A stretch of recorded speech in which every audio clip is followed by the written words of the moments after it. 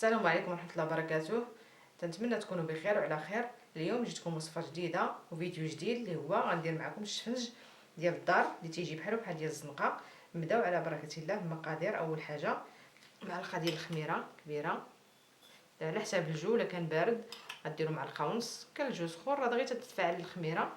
دابا هنا الحال بارد غندير واحد المعلقة ونص كبار ومعلقة مع مرة ديال سنيدة. هنايا غندير الماء، عندنا عبر بزلافه حيت غندير بزلافه انا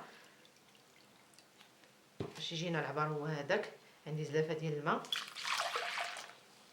نخلطوا هاد المكونات مزيان وتنفعل الخميره. هنا عندي هاد الزلافه ديال الطحين، غنديرها هي الاولى، غنديرهاش كامله. بغيتو تعبروا بالكاس راه تعبروا بالكاس ديال العنبه.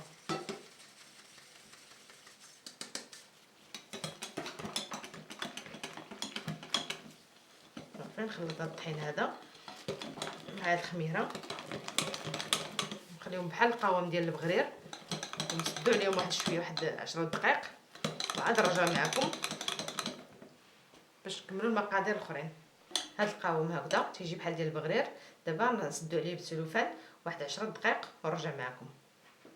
ها العجينه ديالنا بعد ما فعلت لنا خليناها 15 دقيقه، حنا رجعنا ليها. شوفوا كي جات، هي اختمرات. دابا غنكملوا القوام ديالنا.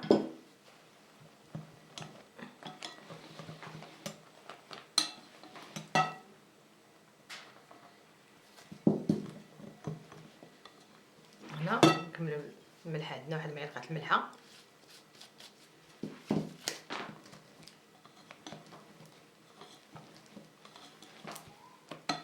دابا نحيد الطراب هذا ونخدم بيديا.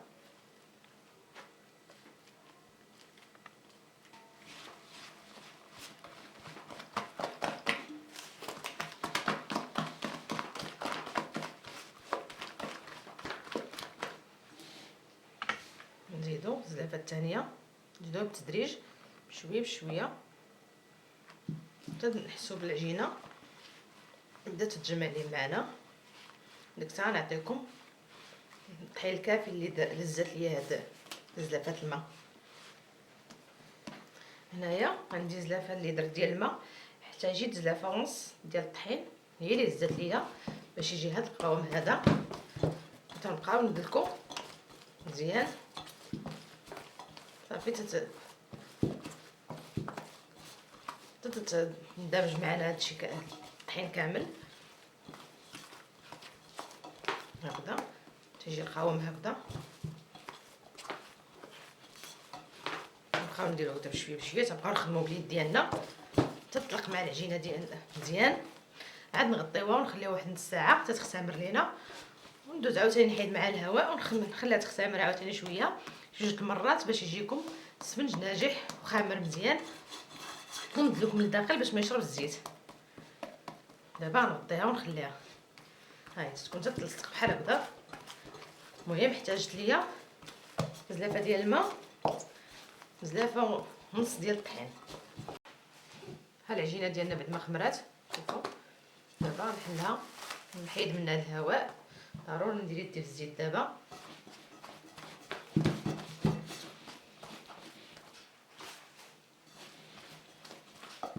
نزيدو مازال دلكو،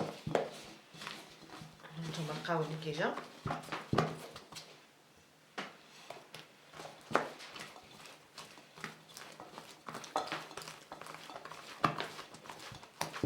ضروري من هاد العمليه هادي تبقاو ندلكو بحال هكذا. ضروري ما العجينه تجي معكم هكذا رخوه.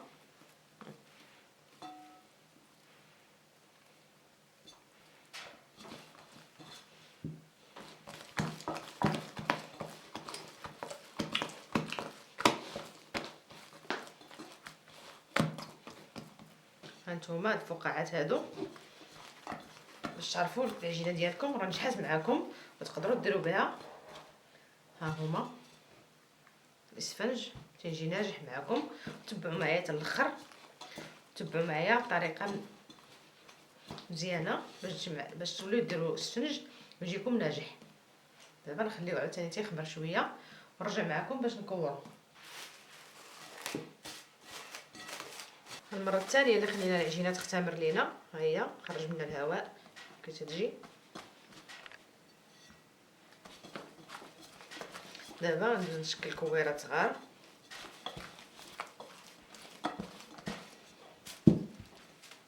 ندهنو هاد سطح العمل باش ما تلصقش لنا العجينه.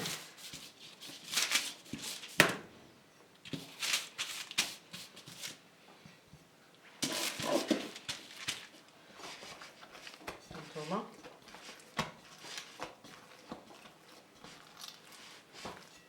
ندهنو يدينا بالزيت ضروري من هاد العمليه.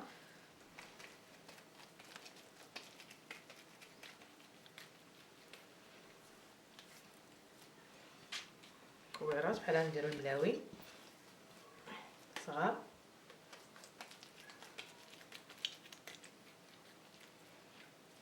هما شوف كتجي العجينه عندنا. هما فاش كورتهم عطاوني هنا 9 الحبات، عندي زلافه ونص ديال الطحين وزلافه ديال الماء عطاونا 9. بامكانكم الا كانوا عندكم الناس بزاف بغيتو ديروا بزاف دوبلوا المقادير.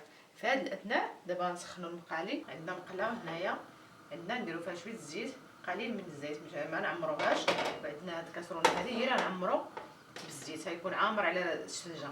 دابا غنخليهم تيسخنوا ونوريكم الطريقه باش نطيبهم. هنا ضروري من العافيه تكون قميه سخونه الزيت، العافيه تكون قليله. نقلوا العافيه عاد نطيبوا. هنا واخا تكون مجهده ماشي مشكل، هنا ضروري خصها تكون العافيه باش تنفخ لنا السفنجه. دابا غنبدا اول حاجه هي الاولى، غندير الاولى بسم الله على بركه الله. هنايا نحطو هكذا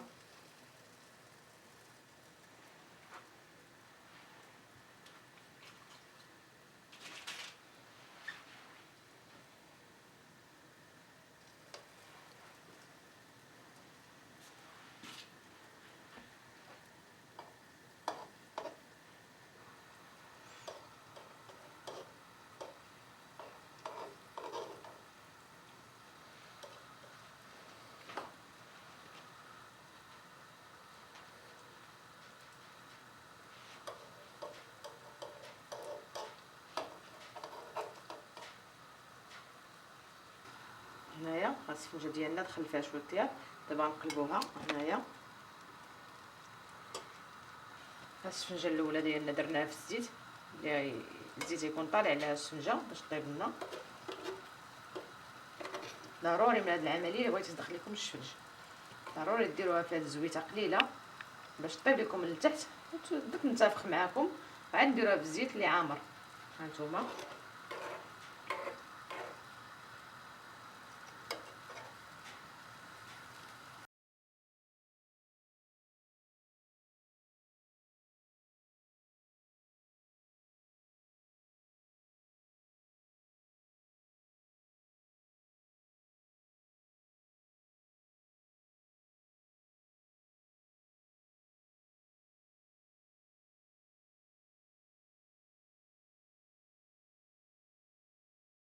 السفنج وجد لينا، شوفوا تبارك الله كي جا ناجح وخامر ومفشفش وما شاربش لنا الزيت. حدو يخمر، هو الطريقه باش يجيكم زوين وما شارب الزيت خصو يخمر ضروري، خصو من الخميره يخمر مزيان. هانتوما شوفوا. اذا عجبتكم الوصفه ديال اليوم ما تنساوش تشتركوا في القناه ودعموني بلي لايك ديالكم وتكتبوا لي التعاليق ديالكم الزوينه اللي تحفزني نزيد لقدام. وشكرا وبالصحه والراحه.